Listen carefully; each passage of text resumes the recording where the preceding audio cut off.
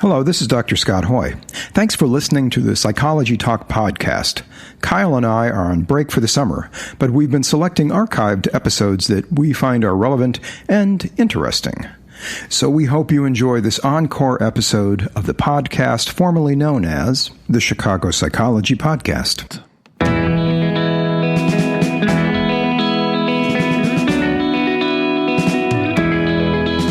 I've never talked to a man who felt like he was man enough.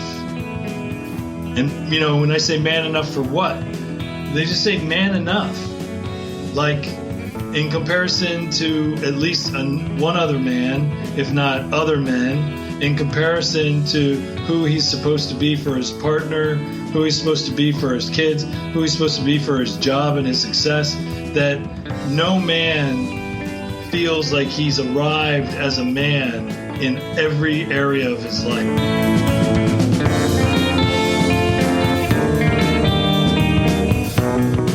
In episode 43 of the Chicago Psychology Podcast, Kyle talks with Dan Griffin. Dan is an internationally recognized author, thought leader, and expert on men's relationships and masculinity. Dan is the author of two books, A Man's Way Through the 12 Steps and A Man's Way Through Relationships. And he authored several curricula, all dedicated to improving the lives of men and their relationships. In this episode, Dan shares with us his moving and formidable path to becoming a man, some of his own recovery journey, the most impactful findings in his research on men and relationships, and intriguing curricula that he will be releasing in the near future. We hope you enjoy this episode.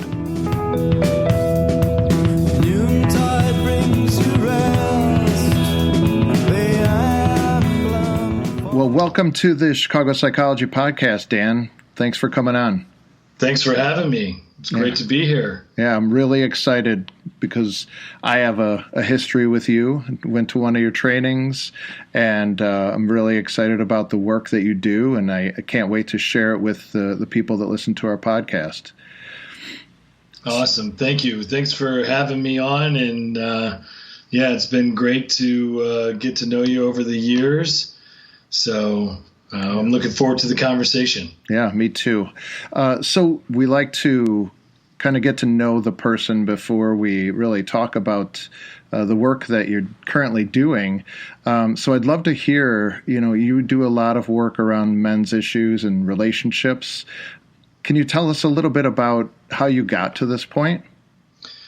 Sure. I was born male, identify male, and I'm a man. All right. That's it.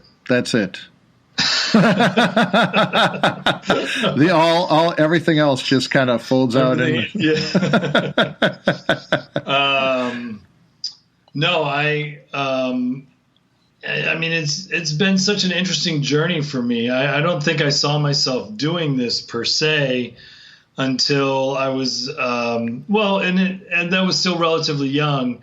I was in undergraduate sociology, and it was a sociology of women course. Okay. I was learning all about gender and all about the women's movement and all about women's pain and suffering. And as a man in the class, I just asked, I said, well, is anybody doing this for men? Mm-hmm. Now, this is in 1993. So this was a long time ago. Yeah. And some of your listeners may not even been born yet. Right. I don't know. But it was one of those things where she said, I don't know. Why don't you investigate? Mm. And in retrospect, I think she knew. She just wanted me to do some research. So I did some research, and I discovered, people like Joseph Pleck, who had written, back in the 70s, at the same time as the women's movement, there were men who were starting to look at this. And I had such a profound and profoundly difficult experience of becoming a man myself that I was particularly intrigued by this. Because I wanted to find some solace, some peace for myself. I kind of had a triple whammy in some ways. I grew up in an alcoholic home with an abusive father, so I had that piece happening. My mom was very sick and almost died when I was in high school. So I had that piece happening while my father was killing himself with alcohol. And then to put everything else on top of that, I was medically treated to grow through puberty with growth hormones when I was 16. Wow. Yeah.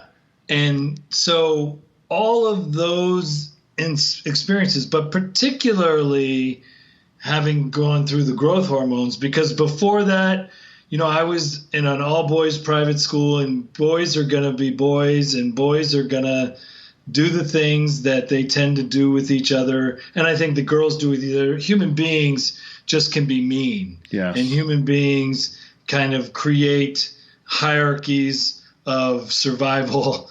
And I was a little guy.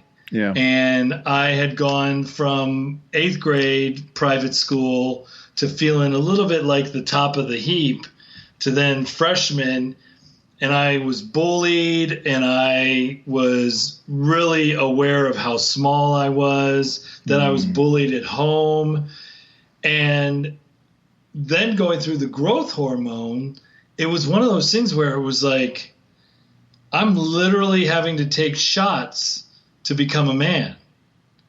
And so it was really powerful for me in this idea of like, I'm not a man. And so that got burned into my consciousness, and it really became a deep trauma for me that has taken me years and decades to really get over. I remember I'm 6 foot tall now.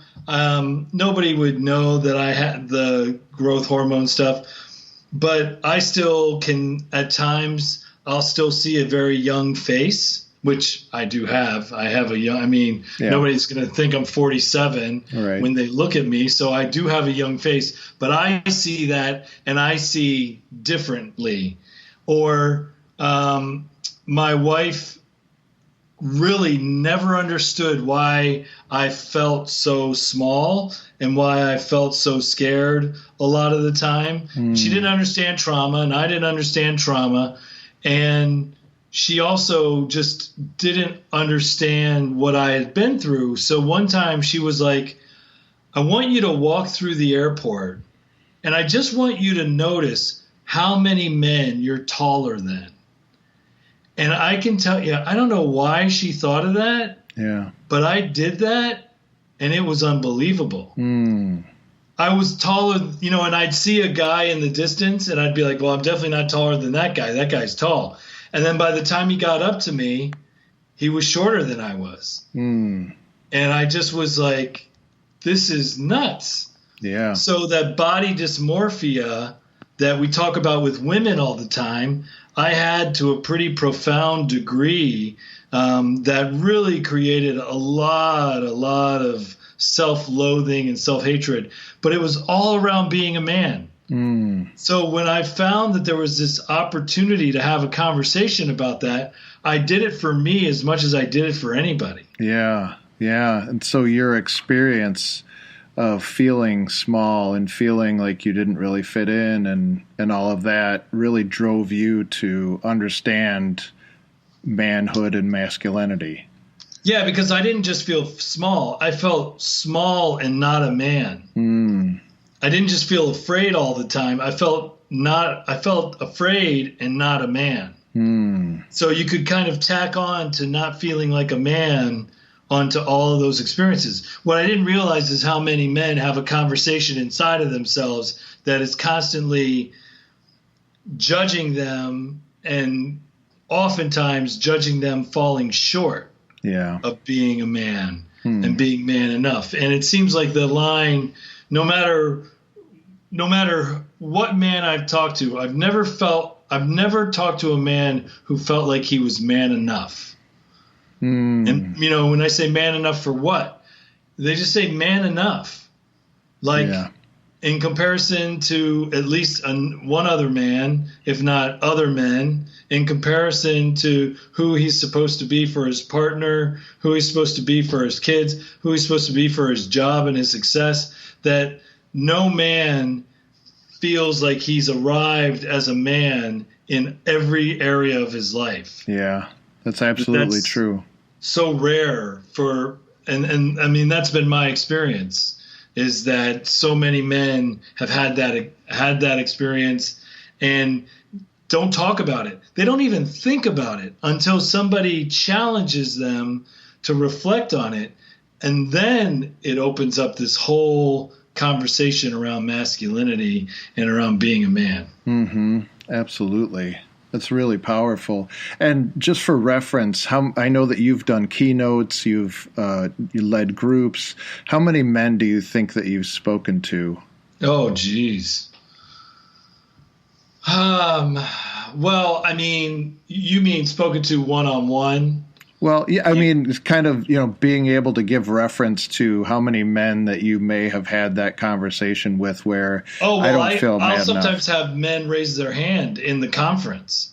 How many men feel man enough, feel like you really deserve your man card or something to that effect. And I'll have them raise their hand and I'll say, just look around, at how many men are not raising their hands. Yeah. And I mean, thousands, let's just put it that way. Thousands of men, easily, that I've had this conversation with, who have come up to me after talks I've done crying, because somebody has articulated for them something that they were feeling that they couldn't even give voice to. Yeah. And if you think about it, you can't give voice to it because it's not manly. Right. It's not manly to talk about feeling unmanly. Yeah. So it's a real catch-22. Absolutely. So to come up to you after hearing you talk takes a lot of courage. Takes a huge amount of courage. And I think I established myself as a safe place. Mm-hmm. I established myself as somebody who's safe for that because, you've seen me present. I mean, I don't leave anything on the table. No. Yeah. Absolutely. When I'm presenting, I'm in it, and I'm presenting myself as much as presenting information or various material and content. Yeah, absolutely. Yeah. Yeah. So you had this personal experience that really led you to wanting to understand manhood and masculinity. Yeah. And I know that you worked at the Meadows. You're a fellow at the Meadows. Was that I know you have a master's also in sociology. So so I did my master's. So it was undergrad where I discovered gender. It was my master's degree where I actually did my master's research on the social construction of masculinity in the culture of Alcoholics Anonymous. Okay. So that's where, I really spent a lot of time digging into this, interviewing men in recovery, interviewing men in Alcoholics Anonymous. And that 12-step culture is very, very interesting because an inherent part of the 12-step culture is redefining masculinity, even though nobody thinks of it that way. But it's this inherent process.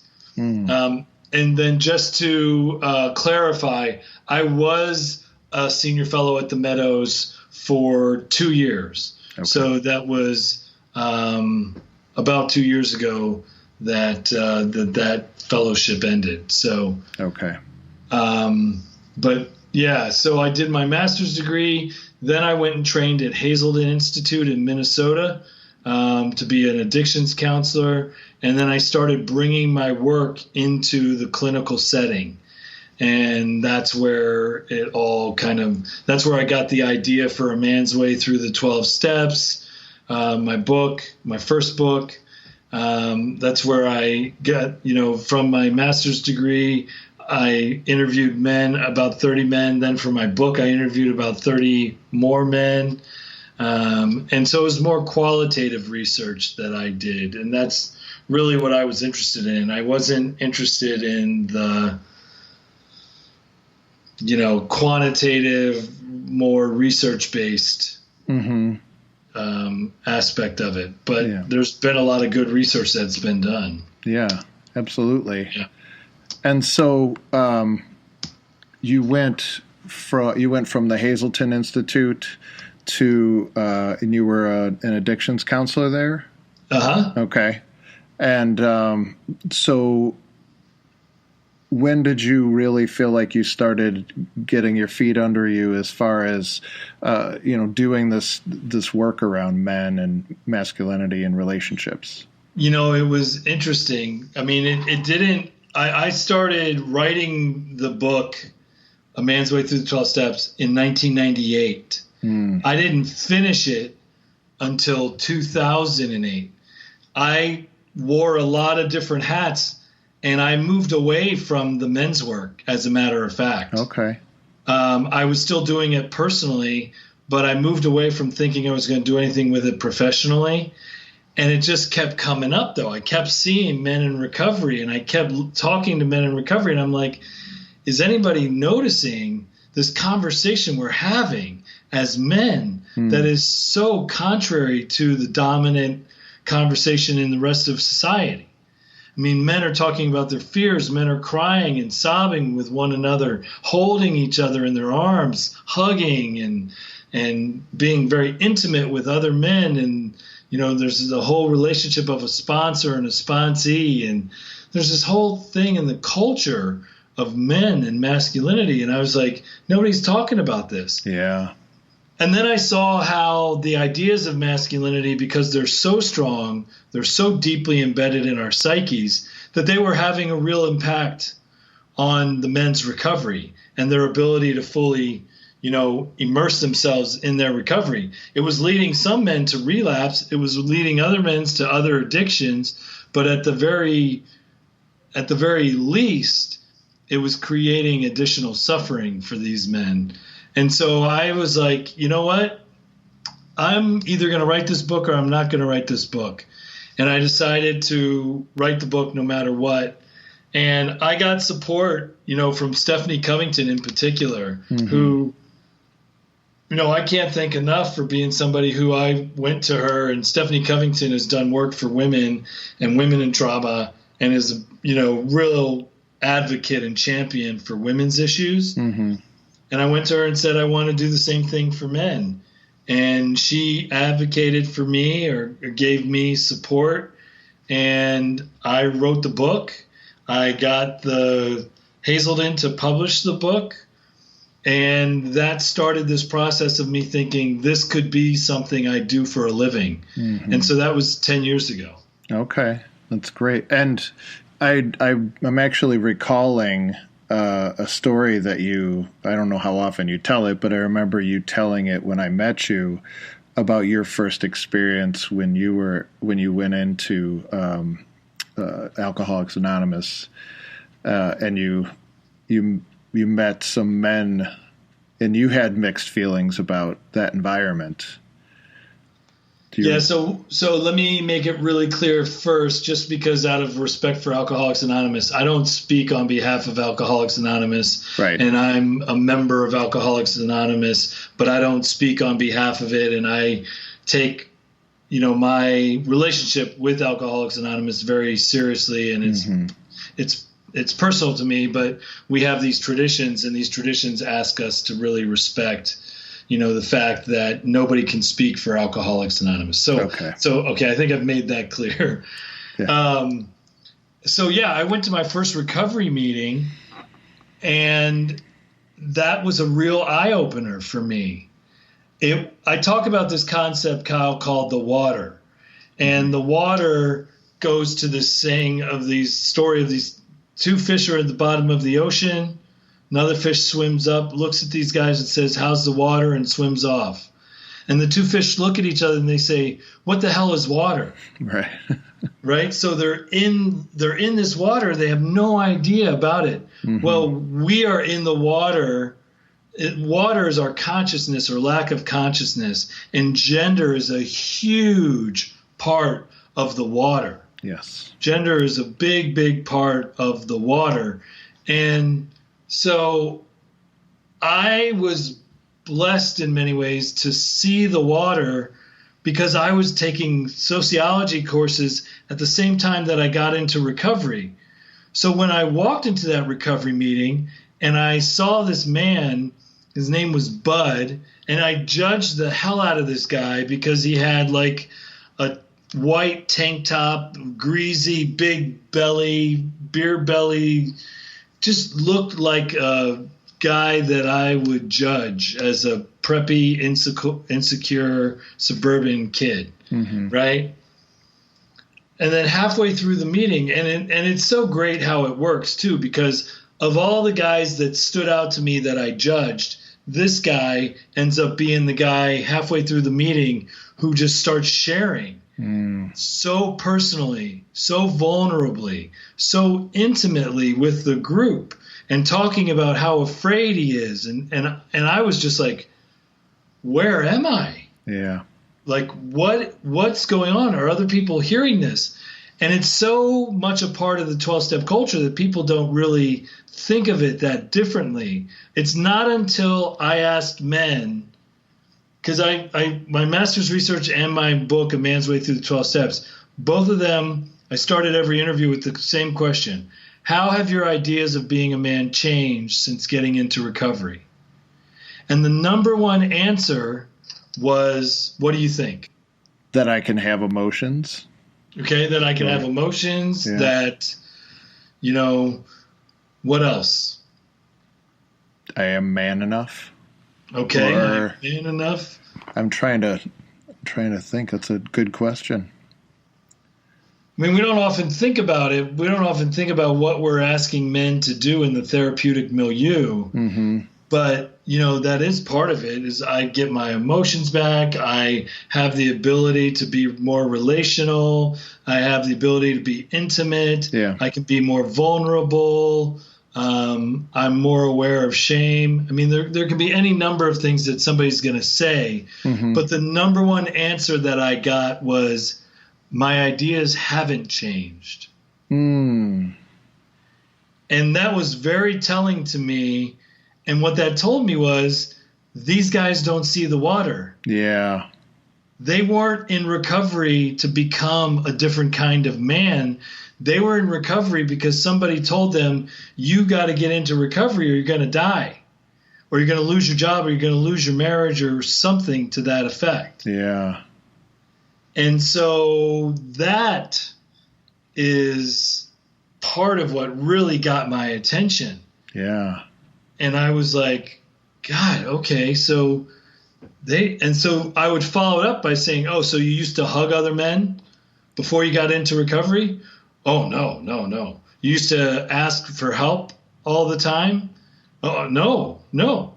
And then they began to piece it together like, oh, right, men don't ask for help. Yeah. Men don't hug other men. Men don't share their most intimate details of their lives with another man. And so then that opened up more of a conversation, and it gave me incredible information for my research. Wow. My master's research and for my book. So that led to you realizing that everyone really needed to understand the water and the man rules.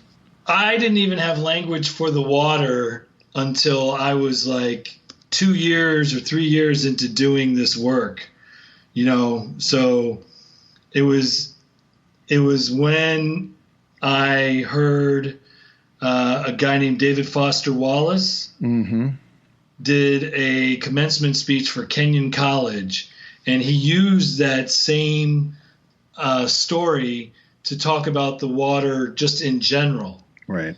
And to talk about it to these college kids. And it hit me really powerfully.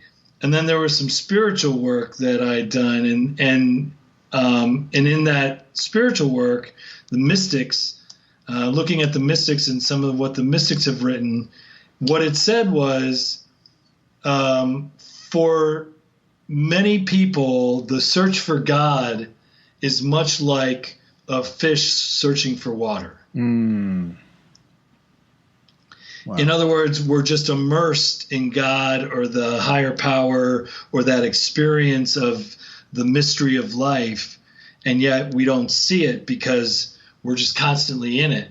I mean, perfect example, all you have to do is just look at what we're doing. I mean, first off, we're alive. Right. There's part of the mystery, right? But then look at the technology we're using. Yeah. I mean, it's unimaginable. I mean, a few people imagined it, but 25 years ago, people would not have believed what has become so commonplace. Right. That's part of the mystery too, but we just take it for granted. Absolutely. And so we take gender for granted, and we treat it as though it's just what is, and it's just the way things are. And the truth is, it's much more complicated than that. And when I was in graduate school and I would hear how men were talked about, because it was a feminist school. Yeah. And so the professors, a lot of the professors who were women, they didn't see the water. So they had these really beautiful things to say about women, and then their anger at men was really palpable a lot of the time.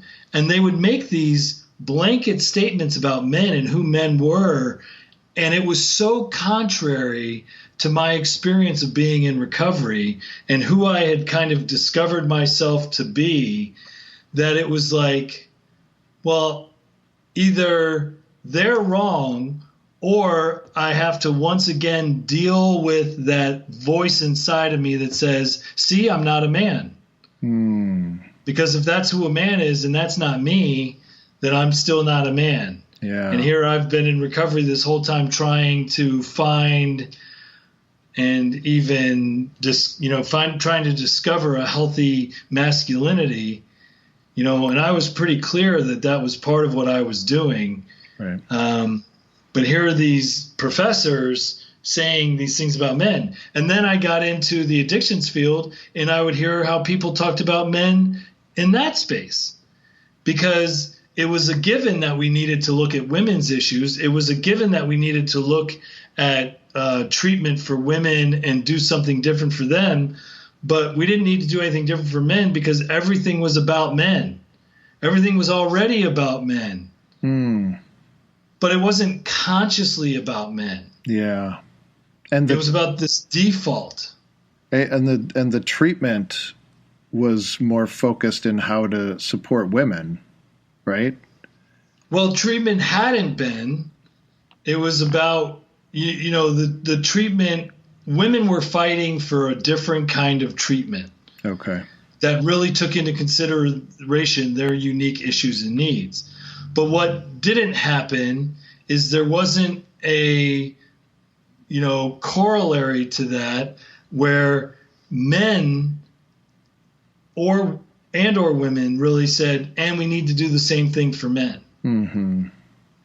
Okay. So there was this kind of default treatment that got passed off as being sufficient or just what men needed, even though it didn't really take into consideration men's unique issues and needs. And the truth is, as hard as I've been working, and I'm not the only one doing it, but I mean, in the addictions field, I'm still one of the only people doing it full time, who's like fully committed to talking about men and men in trauma and men's specific experiences and issues.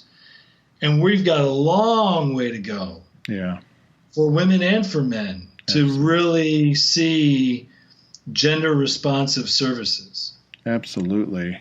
And so, I really want to, because we brought up the man rules, I would love to talk more about that. But I don't want to neglect that talking about what your view of gender responsive treatment would look like. Because I think that's a really powerful topic. Yeah. Well, gender responsive means it's a systemic approach. First off, it's not just focused on the services. It's a systemic approach to the way that you deal with a person in treatment. And, this is not just about addiction treatment. This is about any kind of therapeutic intervention. Right. And gender responsive really means that you're trauma informed, you're gender responsive, you're culturally and relationally, you're relationally responsive, relationally competent, and that all kind of builds into what it means to be gender responsive. So being gender responsive means we're looking at the unique issues and needs of men. Being gender responsive for males Right. is looking at the unique issues and needs of males and men. Then it's also looking at trauma and how trauma impacts individuals in their lives. And then the relational competency thing is really bringing things to a much more relational perspective than an individualistic perspective, and really framing all of human growth and development through the context of relationships. Great. Yeah. That's something that, and I remember in listening to your Man Rules podcast, and you had Terry Real on at one point, and I've actually done RLT level 1, relational life, and it's so palpable. And I've talked to addictions professionals, and I said, I feel like addictions is so relational. It's, if a lot of people have addiction issues if they don't have good relationships in their life. Yeah. Right. And so and I'm not saying it's not chemically or anything like that, but I think that so much progress can be made when you heal the relationships. Absolutely. Absolutely. There's no question about it. Yeah. I mean, trying to heal the relationships without healing the addiction, of course, is a fool's errand. Yes. But healing the relationships as a way to heal the addiction is huge. I would go so far as to say it can't be done without that. Mm-hmm. I was just talking to a man who struggles with crystal meth, and, his eyes are opening to how much of his life has been devastated, and his relationships have been torn apart by this addiction. Mm-hmm. And he's just seeing how he put all of those relationships to the side. Wow. Yeah. So you're absolutely right. It's very relational. If you think about it, it's your relationship to the addiction, your relationship to the substance that is taking primary role over the relationships otherwise. Yeah. Yeah. There's that self-soothing, right? You're self-soothing with a drug or an alcohol, or rather than leaning in relationally. Exactly. Or maybe, and that is the relationship. I mean, right. Yes. It is a relational connection. Yeah. It is, who do I turn to when I'm feeling bad? Who do I turn to when I'm feeling good? Yeah. Who am I avoiding other people to be with? Right. I mean, that sounds like a relationship. Absolutely. Not necessarily a healthy relationship. Right. Right. And I thought it was powerful when you just said that you can't really heal the addiction. It's hard to heal an addiction without healing relationships, right? Like the relationship to the addiction, but also the relationships externally. Absolutely. Yeah. Yeah, I would say it's impossible. There's no person who doesn't have relationships with at least some people, and those relationships determine how much the addiction is going to survive. Right. I mean, there are people who are in relationship with a lot of individuals, and their addiction is active, and they're still engaged in those relationships, but the relationships cannot be healthy if there is active addiction in that relationship. Mm-hmm. So you can have a spouse who is addicted, but your relationship can only be so healthy if the addiction is in that relationship, and the addiction's in that relationship if the person is actively addicted. Right. Yeah. So yeah, you're absolutely right. It's all relational. Mm-hmm. It's all relational. Yeah. So can you tell me where do you where in all this work, what is your key focus, and what are some things that you found were the most influential for the books that you wrote? What are the things that really stuck out to you in the research that you did? Well, one of the most critical concepts, I think, I am, and I say this in as much humility as I can, but I feel like there was these two concepts, these two insights I got, that if we were to be aware of them, they could change the way that we do treatment. I mean, that's certainly the message I've gotten from people who have used it. And the main insight is I looked at this idea of these things called the man rules, right? All these rules for being a man that we grow up with, that we are taught to act out as part of being a man, that as boys we learn, like, this is who a man is. And just, you've been there before, but just name some of the man rules. What are some of the rules for being a man that we get as kids? Yeah. Don't cry. Yep. Don't show emotion. Yep. Be a provider. Yep. Be strong. Yep. Be competitive. Yep. Win all the time. Yep. Don't ask for help. Absolutely. I mean, that's just the tip of the iceberg, right? Yes. But what happens when I ask men to name these is they begin to see the water. They begin to see, like, oh, there's these rules, and like, how do those rules show up in your life?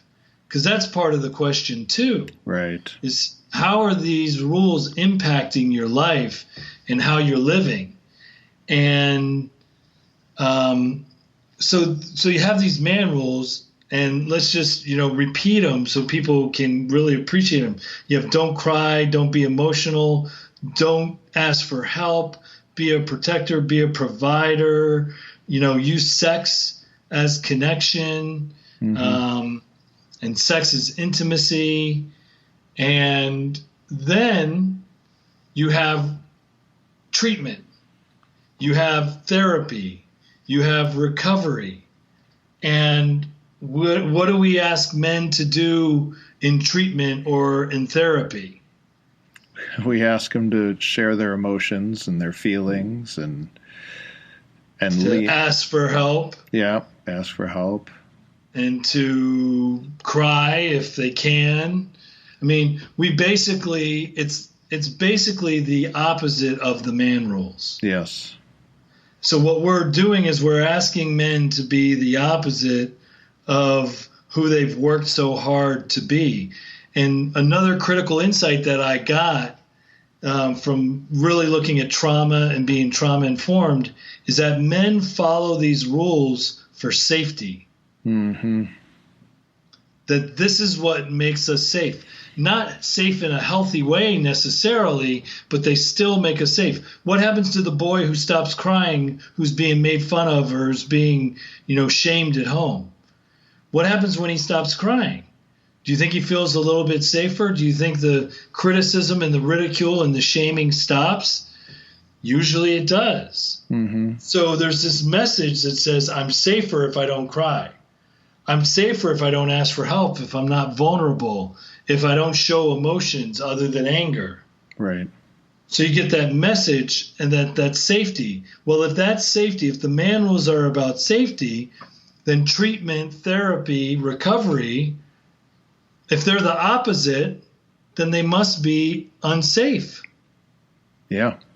So we put men in an unsafe situation, and then we don't even recognize or honor what we're asking them to do because we don't see it. Yeah. We don't see it. They don't see it. And so they may or may not do well in the process. But because men, so many men anyways, desperately want to unburden themselves from the man rules and the pain of the man rules, they will participate. If you can get them into therapy, they will participate and they'll begin to open up and they'll begin to share. And especially in addiction treatment, because usually it's group focused. And so you've got the rest of the group kind of bringing you along. Yeah. Yeah. But, you know, you have all of that, but who knows how a man's going to really respond to it?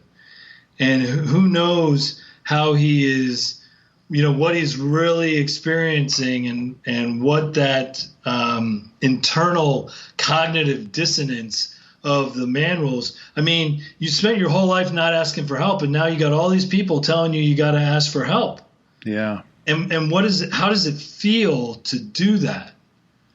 You know, how much do we lose sight of our masculinity without even realizing it? Compromising our masculinity and asking men to compromise their masculinity as a result of treatment and therapy. Mm-hmm. So if we were more cognizant of this, would we do things differently? Would we have a different response? Would we see men's behavior differently? Would we not view what appears to be resistance or defiance or a lack of engagement as such? And when we see it more as this is a man who's trying to keep himself safe. Yes. So from a trauma-informed lens, you begin to see that more than you see, you know, and so there's a motivational interviewing component to it as well for people who are familiar with motivational interviewing. But I think it's more than that when you really look at it from a gendered lens. Mm-hmm. Yeah, that's powerful. And so, and you said that, so the man rules was one really key finding. Yeah. And what was the other one? So the idea that the man rules are about safety, that's a huge one. Yeah. Because if it's about safety, that when a man then goes back into that experience of asking, you know, of not asking for help, not crying, not showing emotion, what if we look at them and we say, oh, he's just trying to keep himself safe, as opposed to viewing it some other way? Yeah. So the idea of safety has been huge. The contradiction between the therapeutic behaviors and the man rules is a huge piece. But then, Kyle, something that really blew me away was when I started looking at more of relationships and I started seeing, you know, well, what does it mean to be in a healthy relationship? What does it mean to be more relational? What are we asking men to do to be more relational? Well, aren't we asking them to ask for help, share feelings, be vulnerable, compromise? Once again, we're asking men to go against the man rules. And we wonder why men struggle with relationships. Yeah. We wonder why this is difficult for men to open up. We wonder why, if that's an unsafe place, maybe that has something to do with what happens in conflict in partners when a man is doing his best to actually open up. I mean, I certainly had this experience where I would go into relationships and I had no idea of the trauma I was carrying with me. And I had no idea how much I was triggering myself when I would love somebody. Nobody talked to me about that. Nobody said that the act of loving someone can be one of the most triggering things you do.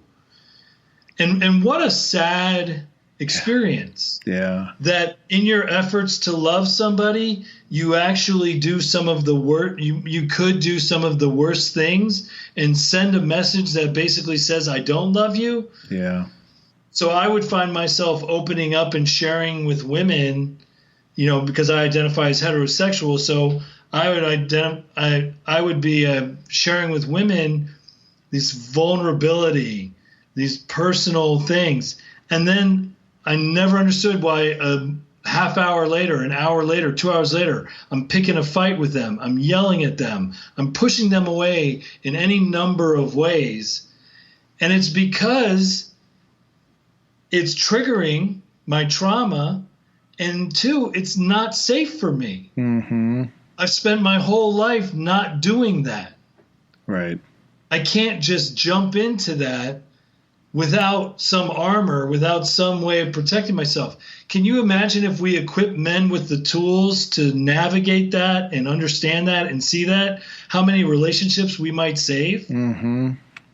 So it may sound grandiose, but I just think if we were more cognizant of this when we worked with men and we helped them see this, it could just be transformational. Yeah, absolutely. And it's been my experience. Yes. And yeah. I think I've told you that, as a therapist, I use the man rules a lot of times when I'm working with couples.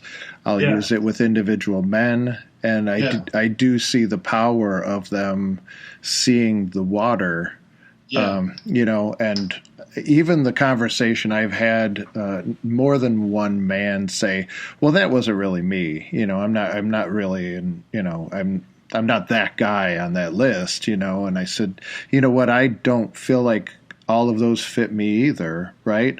But we're all influenced by them. Yes. The society around us still promotes this message, right? And so we would go into how has it affected you? If you didn't feel like this, you were this person, but a lot of the people around you subscribed to these. What was that like for you?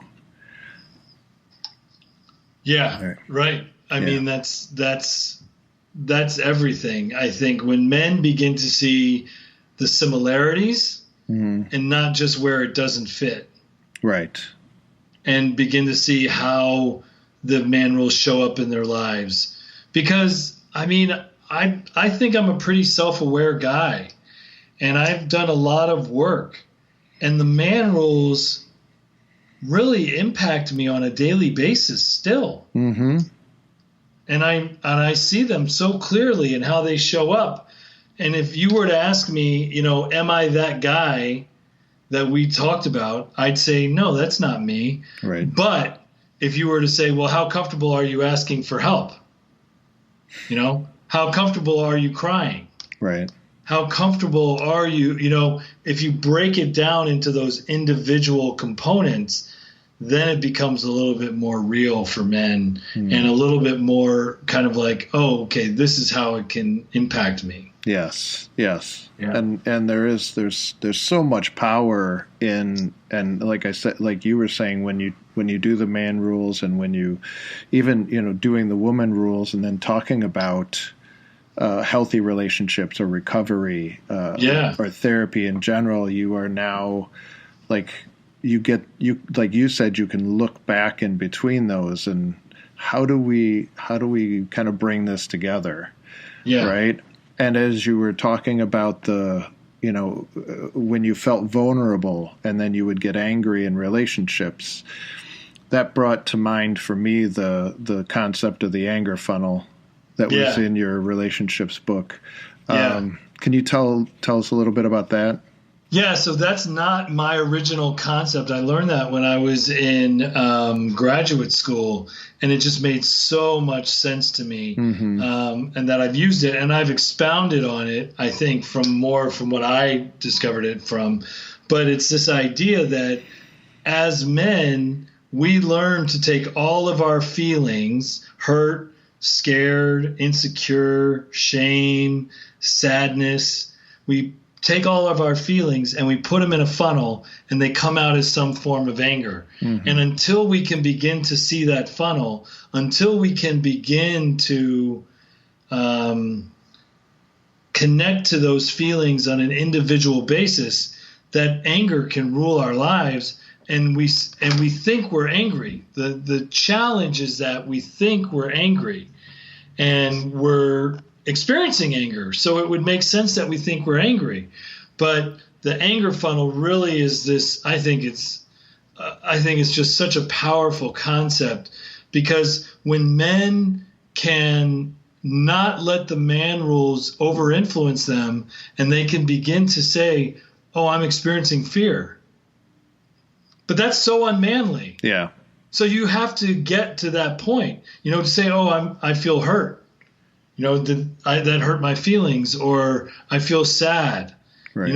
And to feel it, not just for it to be an intellectual, I feel sad because sadness is what's supposed to be in this time. It's more robotic, right, and intellectual, and disconnected from the body and disconnected from the feelings. Mm-hmm.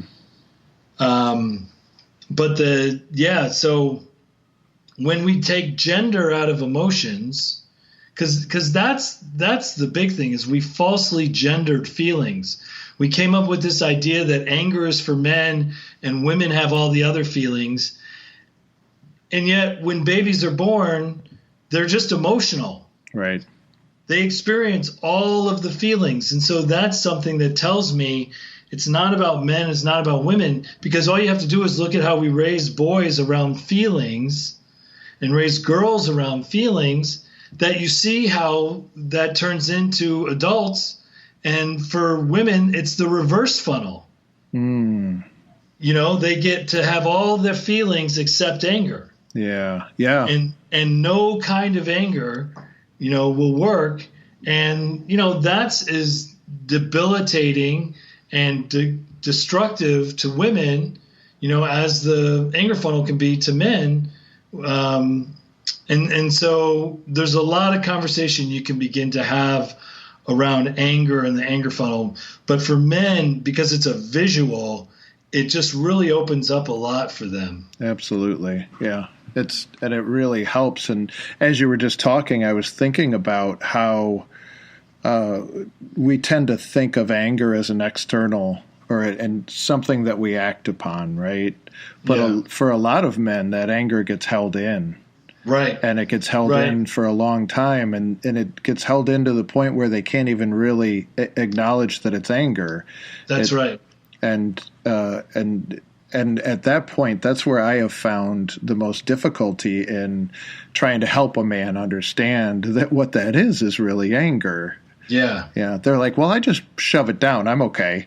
Yeah. Yeah. Right. And that's the thing, right? Because a lot of men with the best of intentions, they don't want to be the angry guy. Right.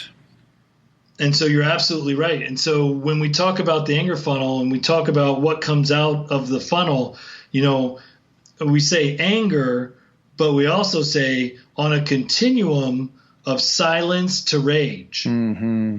Mm. Yeah. And, silence, isolation, that can be anger as well. Mm-hmm. And for people to realize, it doesn't, exactly what you said, it doesn't have to always be externalized.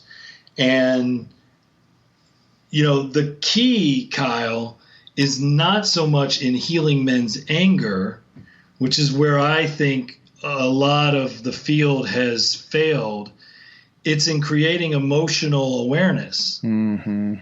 Because if I'm aware that I'm afraid, I'm not going to get angry. Right. I'm going to sit with the fear, and I'm going to honor that fear, and I'm going to deal with the shame that I might even feel around being afraid, but I'm not going to just go to anger. Mm-hmm.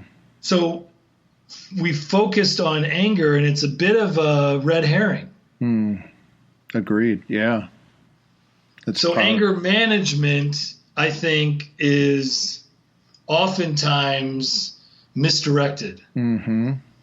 And, rarely do I see trauma-informed anger management. So that's the first thing that anger management and domestic violence misses. The next thing that they tend to miss is understanding the relational aspect that I talked about of the man rules and relationship behaviors and the contradiction between the two. Yeah. And then emotional congruence and the anger funnel. Mm-hmm. I mean, those three things right there, you give me those three things for an anger management group or for a domestic violence group, and you have a totally different awareness that these guys end up having. Yeah. Yeah. But, it is what it is. And right now, that's not the way that we do things. And so don't get me wrong, there's some good anger management stuff out there, but just calling it anger management, it's the same thing as like calling relapse prevention. Right. Are you really trying to prevent relapse, or are you trying to encourage recovery? That's what something I was taught is relapse prevention or recovery maintenance. Right. So I always say recovery maintenance. I don't even use the term relapse prevention anymore. Right. Yeah, it's kind of a deficit model almost. It is. Yeah. It is. Well, and you spend your whole time talking to somebody about relapse, and then you're trying to get them to not relapse. Right. Yeah. And whatever you focus on, you're going to get, right? Yeah, exactly. So, yeah. So that's its own challenge. Yeah. Well, this is, I feel like you and I could probably go on for hours about all of this. I think we could, and I can't believe the time. I know. I was just looking at it. I feel like we just started talking about it. I do too. And I really want to, if you have time, I would love to hear some of what, Dan Griffin Enterprises is working on, and what's the focus for you right now? What are you up to? Yeah, so thanks for that. I've got several pieces that I'm working on. So I still do conference presentations and workshops, and we do consulting with programs. People want to learn about that, they can just contact me, dan@dangriffin.com. Always happy to do a conference presentation about this material. But then I'm also involved in some writing projects. We've got a curriculum that you were referring to that you did the training on, helping men recover. Mm-hmm. And it looks like we're going to be doing an update to that. Okay. So I'm very excited about that. But I've also got a curriculum called Healing Men's Pain, and it's a men and trauma curriculum. So that is focused specifically on educating men about trauma and giving them some tools around masculinity so that they can navigate their traumatic experiences. Okay. And begin to have some recovery for themselves. Another curriculum that we're just finishing up is called Amazing Dads. Mm-hmm. I've done Healing Men's Pain with a gentleman by the name of Jonathan DiCarlo. And I'm doing Amazing Dads with a gentleman by the name of Harrison Crawford. And we believe it's the first trauma-informed father's curriculum. That's great. And we've worked really hard for it to be trauma-informed. And we have 2 sessions that are focused on sex and sexuality. And I don't think you see that in father's curricula. But it's so clear to us that that's important and relevant to a father's curriculum. So I've got that. I've got my book that I'm working on, the Man Rules book. Oh, okay. So I'm working on that. It's been a long time coming, and it's just been difficult for me to make the time for writing. And so I've just made a commitment that I'm going to get this first draft of the Man Rules book done. And then finally, I've got a book that I'm doing with a very good friend of mine, Dr. Alan Berger, and it's called What Men Would Tell You If They Weren't Too Busy Watching TV. Yeah. And that's a podcast that we had once a month, talking about the man rules and how women can relate to men around the man rules, and to really bring more compassion and understanding to men's and women's relationships. And I'm really excited about that. We think that we've got something really special with that book. Okay, that's great. So when are these available? So both of the curricula should be out by the end of the year. The Man Rules book is probably going to be an ebook, and may very well be ready by the end of the year.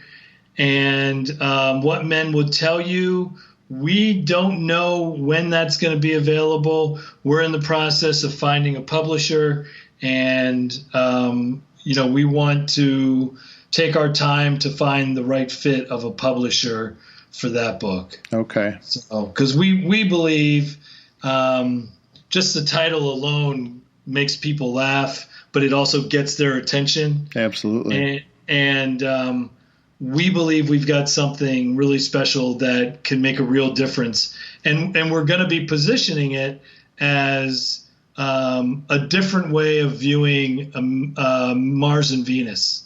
Okay. So we're consciously taking on the Mars and Venus paradigm. Good. Yeah, that's something that, again, that's probably another hour that we could talk about that, right? Yeah, exactly. That's exactly. Okay.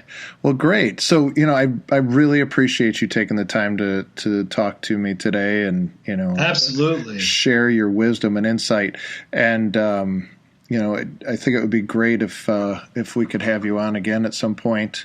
I'd love to come on. Yeah, that would be great. Because, again, there are, especially when your new products are available. I'm like I said, I'm really excited about this work, and I want to let you know that your work has very much influenced mine, and I was told to not present myself as someone who does men's issues because not enough men would come into therapy. And I have a caseload that is almost filled with men. So I think that is wrong. We're shifting, right? Yes.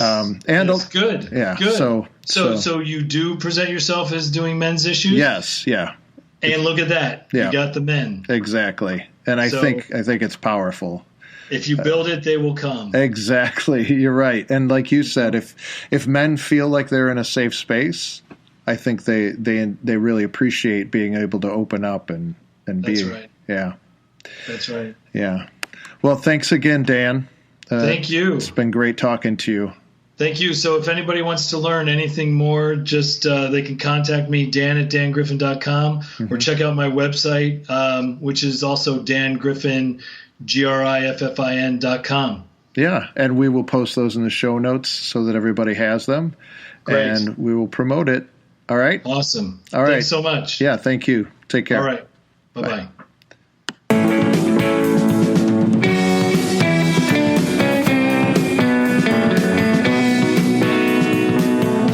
We appreciate you tuning in. Please do us a favor and give us a great review on your favorite podcast streaming service. It would help us out immensely. This podcast is for entertainment and informative purposes only. If you need a mental health professional, please seek one out. All material is copyright by Chicago Psychology Podcast. Music is by Serenati.